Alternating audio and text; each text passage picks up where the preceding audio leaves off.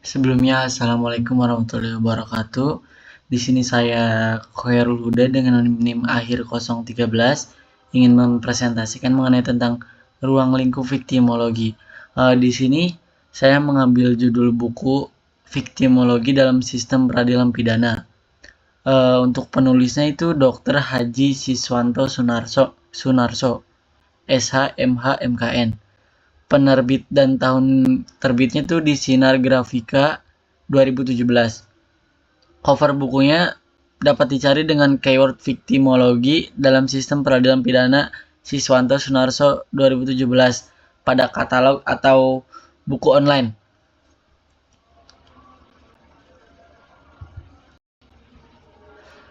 Eh, yang pertama mengenai viktimologi sendiri itu merupakan ilmu yang mempelajari tentang korban atau disebut juga victim kejahatan, termasuk hubungan antara korban dan pelaku, serta interaksi antara korban dan sistem peradilan pidana seperti yang terkait adalah polisi, pengadilan, dan institusi yang lainnya yang terkait.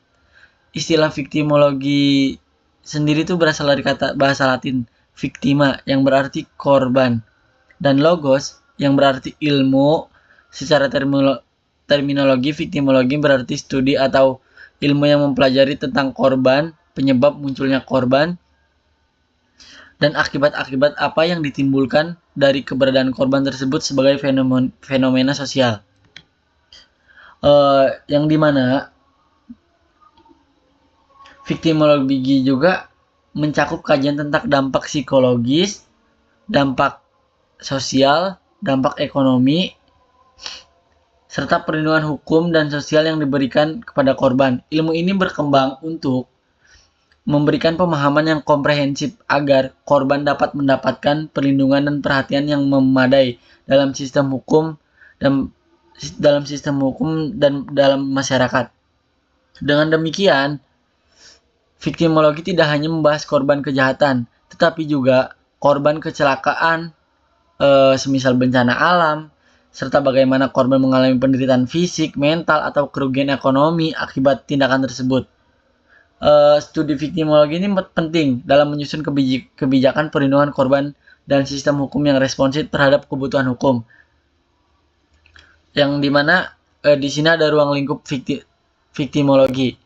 Ada yang pertama ada ruang lingkup viktimologi tentang aspek psikologis korban, dan yang kedua ada aspek sosial korban, dan yang ketiga ada aspek ekonomi korban.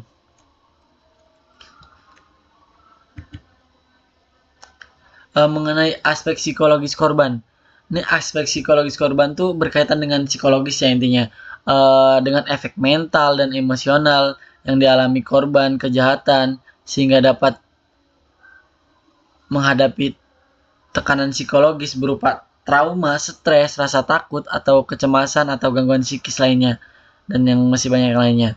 Aspek psikologis ini biasanya tuh korban dalam viktimologi itu mencakup dampak mental dan emosional yang dialami korban akibat tindak kejahatan atau kekerasan. Mengenai penjabaran aspek psikologis korban tuh ada 5 terkait. Yang pertama ada trauma psikologis. Trauma psikologis tuh korban tuh sering mengalami trauma mendalam yang berpengaruh pada kondisi mentalnya, seperti perasaan rasa takut berlebih, stres pasca trauma, mimpi buruk, dan kilas balik kejadian yang dialami, dan mungkin masih banyak yang lainnya. Yang kedua ada gangguan mental. Dengan kata lain tuh banyak korban yang mengalami gangguan mental seperti depresi yang ditandai oleh rasa sedih terus-menerus, kehilangan minat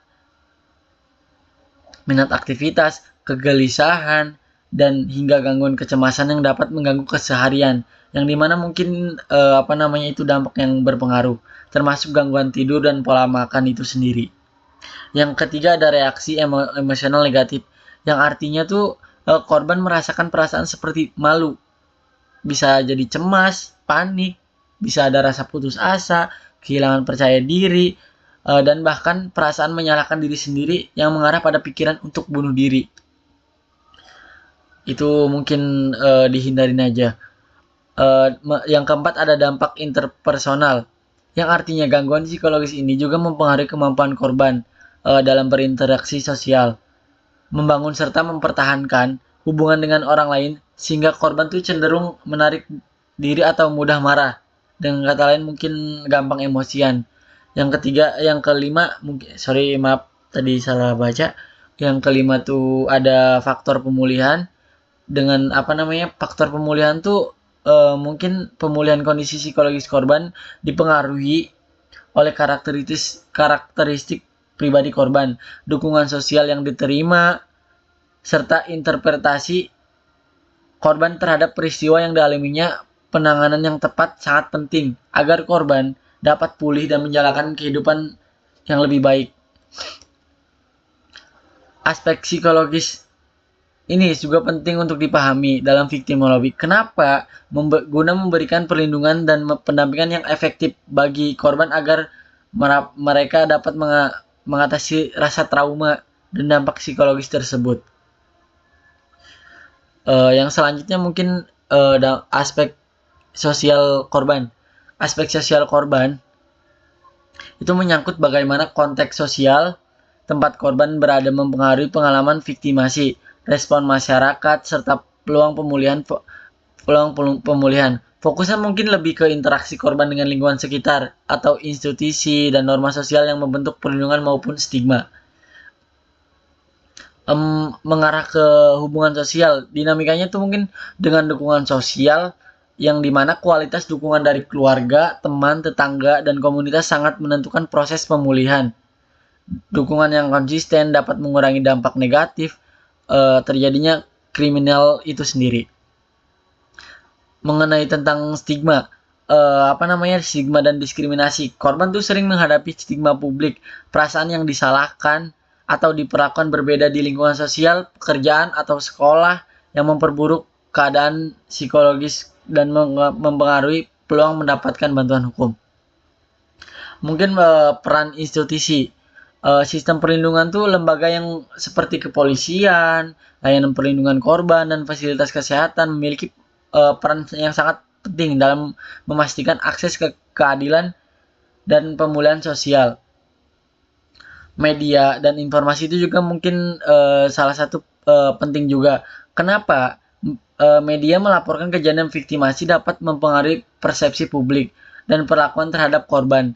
Laporan yang sensitif tuh mungkin bisa berpengaruh juga karena dengan laporan yang sensitif dan akurat mendukung pemulihan. Sedangkan framing yang salah dapat meningkatkan stigma dari publik itu sendiri. Mengenai risiko sosial ya, untuk apalagi khusus bagi kelompok yang rentan. Ketika semisal mungkin kelompok yang memiliki status sosial rendah yang mungkin kurang dijangkau pemerintah, kurangnya akses pendidikan atau kerentanan ekonomi yang lebih mudah menjadi korban dan lebih sulit mendapatkan perlindungan dari institusi sosial yang efektif. Faktor-faktor ini juga mempengaruhi respon institusional terhadap korban dan peluang pemulihan jangka panjang. Mengenai implikasi untuk kebijakan dan praktik ya emang faktanya di lapangan belum terpenuh tersalurkan. Perluasan maka dari itu mungkin kita bisa memperluas dukungan lintas sektor, psikologis, hukum, dan sosial untuk bagi si korban itu sendiri.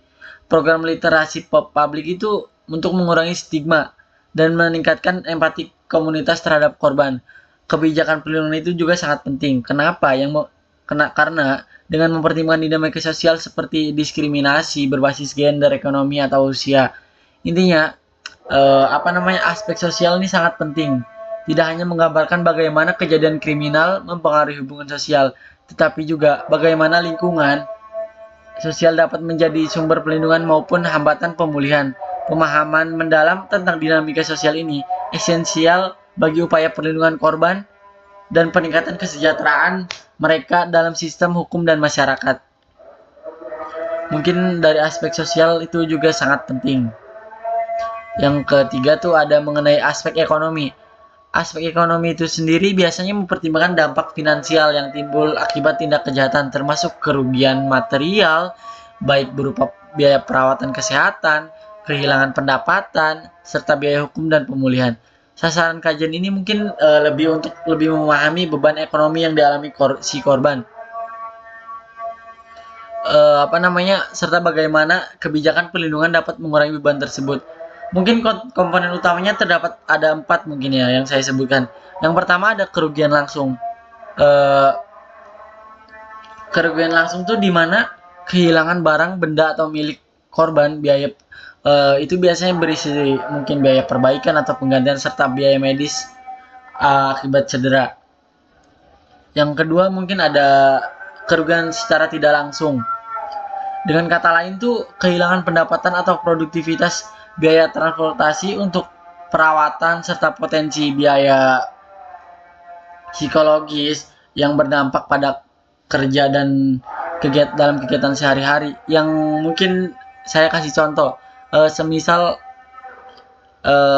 pihak korban tuh menjadi kepala rumah tangga, di mana di situ tuh dia mempunyai kewajiban menafkahi istri, anak-anaknya, atau mungkin bisa juga menafkahi saudara-saudaranya, dan kata lain dia menjadi tulang punggung keluarga, di mana tuh kerugiannya tuh bisa dirasakannya itu secara tidak langsung. Maka dari itu mungkin aspek ekonomi ini sangat mempengaruhi bagi ruang lingkup victimologi itu sendiri. Yang ketiga ada biaya hukum dan institusional. Mengenai biaya hukum dan institusional tuh biasanya biaya untuk proses pengadilan, biaya proses untuk penasihat hukum, serta biaya mungkin ada administrasi yang terkait klaim kompensasi atau restitusi. Itu mungkin bisa terkait badan hukum ikut serta membantu. Yang keempat ada biaya sosial ekonomi.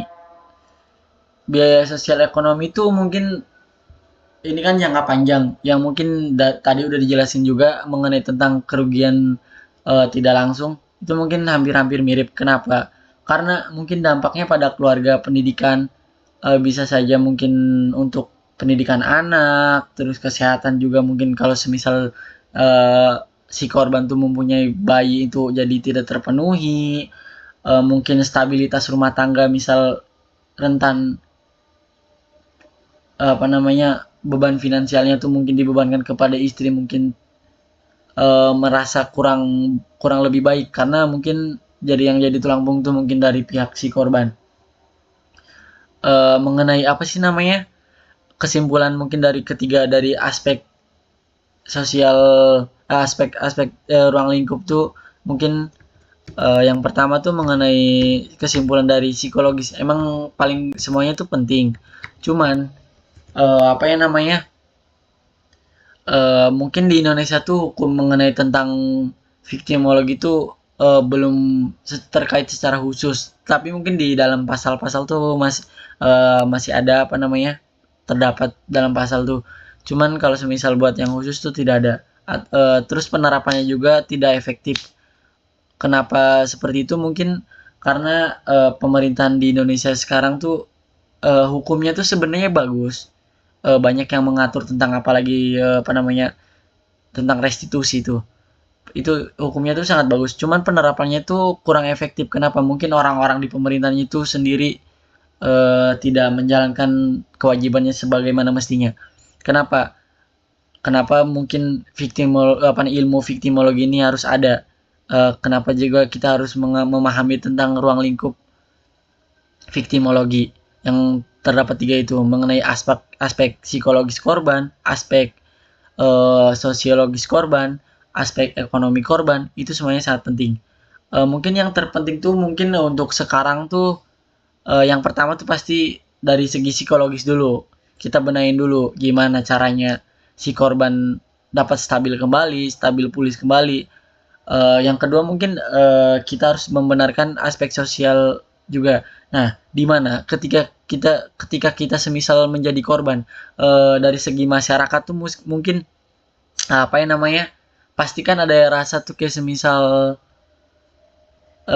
jadi sorotan. Nah, di situ kan mungkin mempengaruhi psikologis korban itu sendiri. Makanya kita sebagai mungkin entah itu terjadi di keluarga kita sendiri, korban itu kan kita tidak ada yang tahu. Nah, mungkin kita sebagai saudara kita, keluarga atau saudara, itu mungkin kita bisa mendukungnya biar mendukung biar psikologisnya tuh jadi tekanannya menjadi stabil stabil kembali, dengan mungkin cara yang tadi saya jelaskan tadi.